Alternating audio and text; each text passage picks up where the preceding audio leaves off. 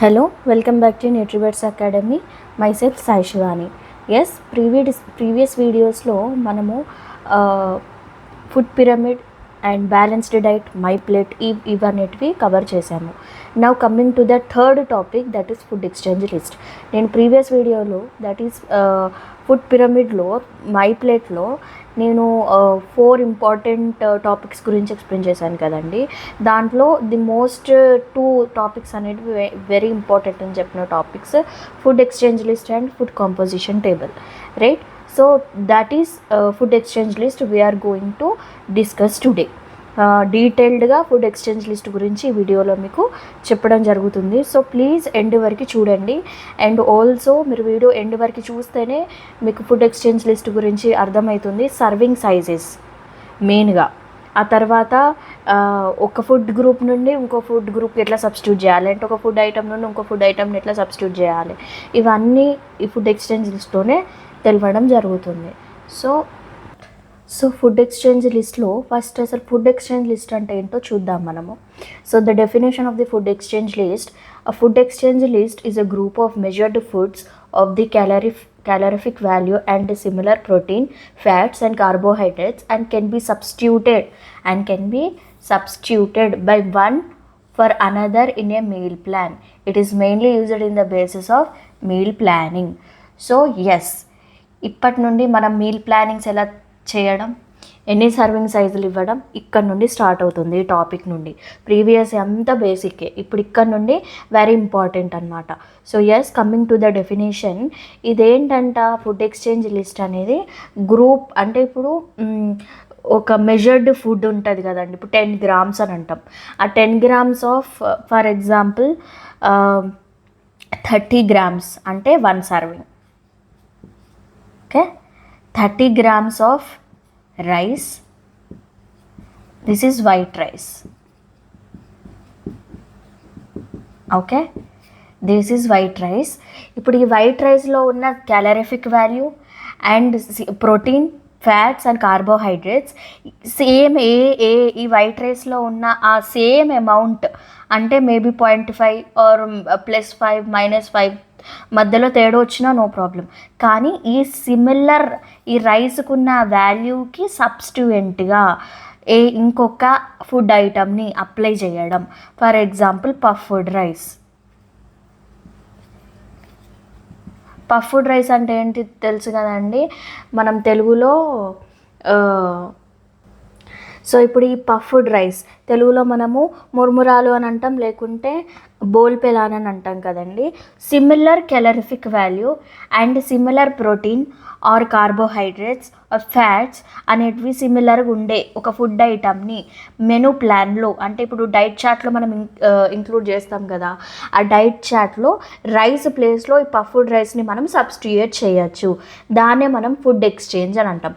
Nothing but ఒక food ఐటమ్ని ఇంకొక same calorific value, protein, fats and carbohydrates ఈ 4 అనేటివి సిమిలర్ +5 ఆర్ -5 ఇంక్రీజ్ ఆర్ డిక్రీజ్లో ఉన్న దగ్గరలో ఉన్న ఆ ఫుడ్ ఐటమ్ని రీప్లేస్ చేసేదే, సబ్స్టిట్యూట్ చేసేదాన్నే మనము ఫుడ్ ఎక్స్చేంజ్ లిస్ట్ అని అంటాము. One for another in a meal plan or menu plan.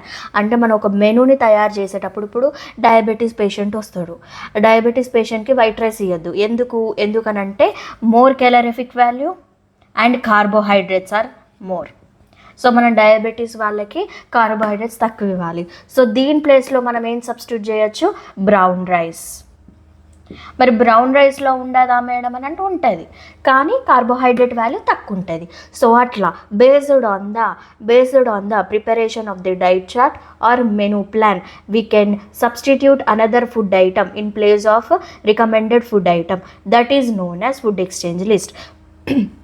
Recommended food item అంటే బ్రౌన్ రైస్ వస్తుందండి. We can substitute the actual food item అనమాట. So that is about food exchange list.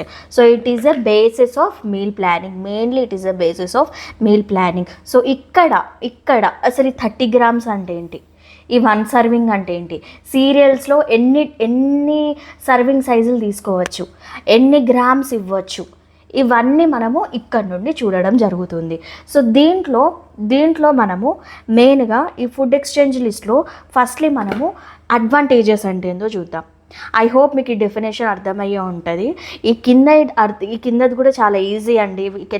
మీకు ఇది ఇంకా డీటెయిల్గా next స్క్రోల్లో వస్తుంది. సో ఫస్ట్ అయితే మనము డెఫినేషన్ అయితే అర్థమైంది కదా. ఇప్పుడు నెక్స్ట్ మనము దీని అడ్వాంటేజెస్ ఏంటో చూద్దాం. So advantages. Now we'll discuss what are the advantages of creating food exchange or the list of substituent of the food items. So first advantage ఏంటంటే it helps to choose food from each group to include all the nutrients required in our meals. So ఏంటంటే మనం each food group నుండి ఏదో ఒకటి తీసుకుంటాం కదండి. So దాంట్లో ఉన్న న్యూట్రియంట్స్ అనేటివి మన మీల్స్లో రిక్వైర్ అవుతుందా లేదా అని చెప్పొచ్చు. దీనికి ఒక ఎగ్జాంపుల్ ఏంటంటే, for example you are deficient with iron. అప్పుడు మనం ఐరన్ టైప్ ఆఫ్ ఫుడ్ మన వీక్లీ మెనూ అనుకోండి, వీక్లీ మెనూ ప్లాన్ చేస్తున్నారు మీరు.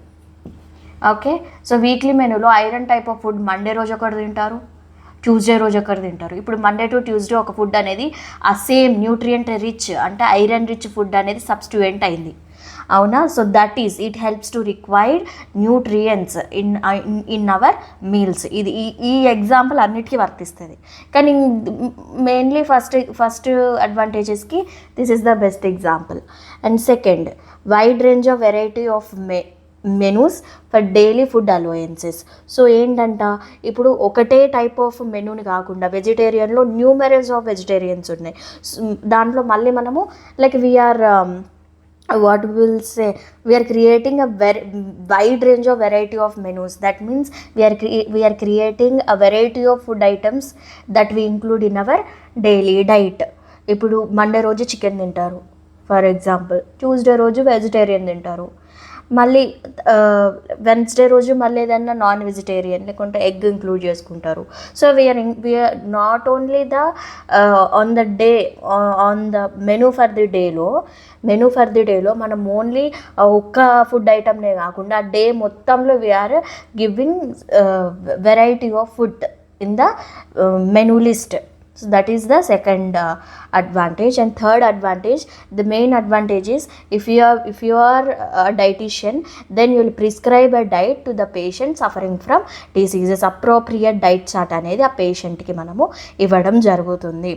Based on the disease or based on the issue he is facing or her facing, then you will prescribe the diet that the patient should be include in his daily diet or in her daily diet. That is third advantage. And fourth advantage is it helps to assess whether our diets are nutritionally adequate or not.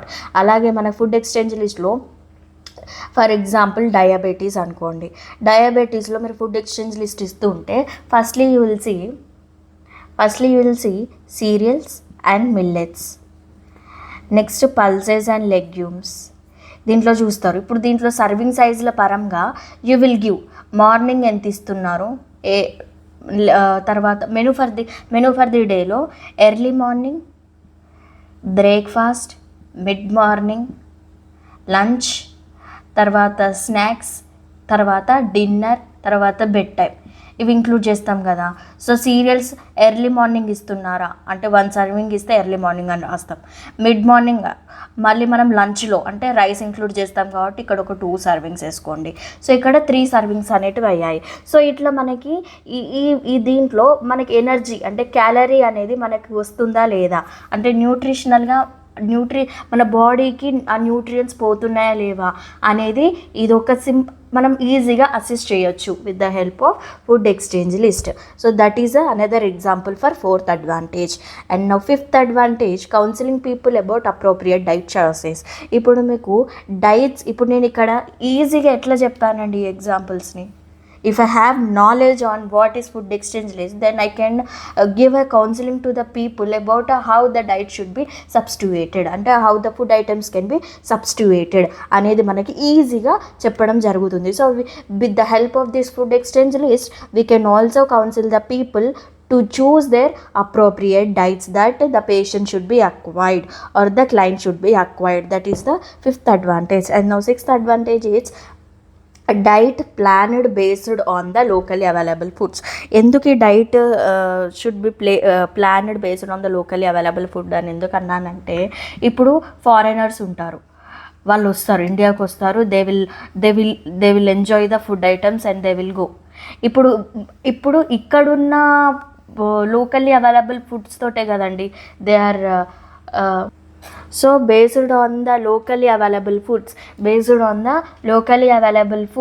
we are planning the diets. అంటే ఇప్పుడు హైదరాబాద్లో దొరికే ingredients తోటే మనము food అనేది plan చేస్తాము. ఇప్పుడు మహారాష్ట్ర వాళ్ళకి వస్తే అక్కడ దొరికే ఫుడ్ ఐటమ్స్ తోటే మనం మెనూ చార్ట్ అనేది తయారు చేస్తాము. That is the 6th advantage, most easiest. Even foreigners వచ్చిన if they are want to do a diet and also want to enjoy the food as much as possible during their vacation and ante based on the nutritious and based on the healthy food items that is available in our India, that we will plan and we will give based on that food chart only or diet chart only they will consume. So this is the 6th advantage of the food exchange list. So these are the 6 advantages. ఇది ఒక 2 to 4 marks కి రాసినా మీకు marks పడతాయి. if you'll give this as an heading and if you want to elaborate this one you can also elaborate. So that is the advantages of the food exchange list. So before knowing about serving sizes, nutritive values and calorific values and calculations, first we have to know about food composition table. So what is meant by this food composition table? Food composition table is nothing but a database of nutrients. That means it knows about nutritive value, gives nutritive value of each food item of food group. Okay, so the correct definition of the food composition table is nothing but food composition tables or the database that includes compilation of foods and their nutrients and non-nutrient components. So it is nothing but a database of all food groups. Okay, it is the database of all food groups. ఇప్పుడు ఏంటండి, ఇప్పుడు rice energy ఎంత, protein ఎంత, carbohydrate ఎంత, fat ఎంత, fibre ఎంత, ఇవన్నీ ఎలా తెలుస్తాయి? ఇవన్నిటికీ calculation part food exchange list play చేస్తుంది. సో ఈ డాటా మొత్తాన్ని మనకి ఇచ్చేది ఈ composition table. Simple, it is a database of all nutrients. అవునా? It gives a nutritive value of food item or a food group. This include serials, right? And it is a database of all food groups, not only cereals but also pulses, milk, meat, nothing but fish, and what miscellaneous, ante not only the nutrient rich but also non-nutrient rich food items, food group or food ఐటమ్స్కి కూడా ఈ food composition table అనేది మనకు ఒక డాటాను అనేది ఇస్తుంది. That is known at food composition table. So ఈ మొత్తంని మనము కంపైల్ చేస్తే మనకు వచ్చేది food composition table. This food composition table is nothing but IFCT book.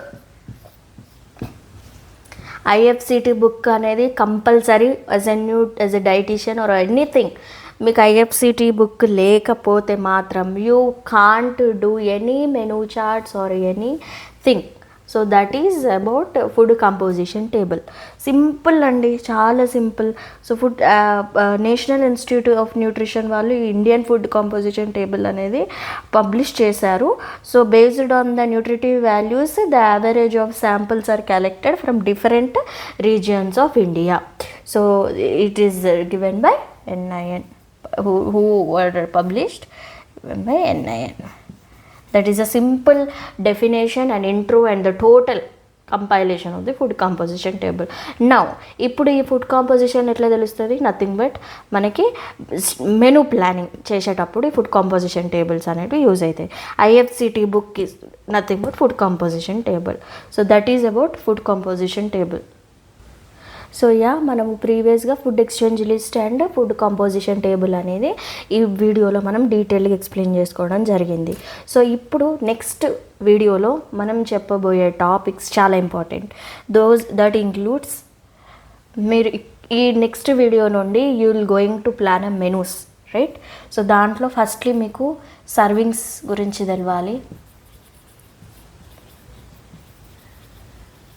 This is the basic అండి. ఇది తెలియకపోతే మీకు ఫర్దర్గా మీరు వెళ్ళే ఏ టాపిక్స్కైనా you won't handle. This is the basics అనమాట.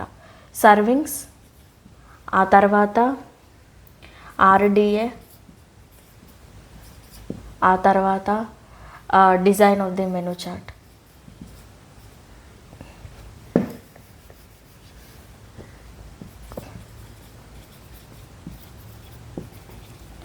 Design of the menu chart, and next distribution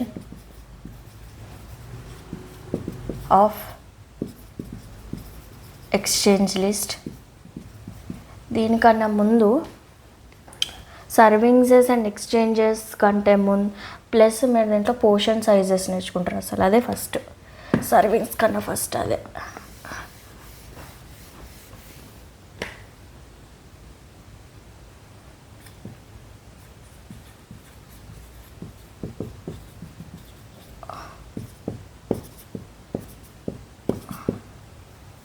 distribution of the exchange list. ఈ 5 మీరు డిగ్రీ మొత్తం ఈ 5 మీదనే చేస్తారు, ఎంఎస్సి మొత్తం ఈ 5 మీదనే చేస్తారు. ఈ 5 లేనిది అసలు ఒక్క అడుగు కూడా ముందటికి వేయరాదు. కాకపోతే ఈ 2 ఇది ముందోటి వస్తుంది.